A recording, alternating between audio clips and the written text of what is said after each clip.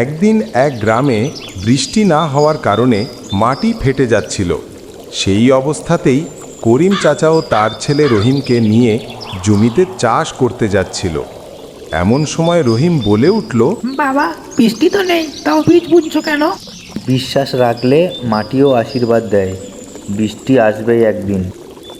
তারপর করিম চাচাকে দেখে গ্রামের মানুষ হাসতে থাকে এবং বলে, এই যে করিম ভাই, এই খরায় বীজ বুনে লাভ কি? করিম চাচা কারো কথায় কান না দিয়ে নিজের মনে কাজ করতে থাকেন। সবাই সন্দেহ করছিল, কিন্তু করিম চাচা তার বিশ্বাস হারায়নি। তারপর বাড়িতে এসে করিম চাচা আকাশের দিকে তাকিয়ে বসেছিল এবং পাশে রহিম বলে উঠল, বৃষ্টি না এলে সব শেষ বাবা। করিম চাচা মৃদু হাসেন এবং বলেন, না রে বাবা, শেষ মানে তো শুরুর আরেক নাম।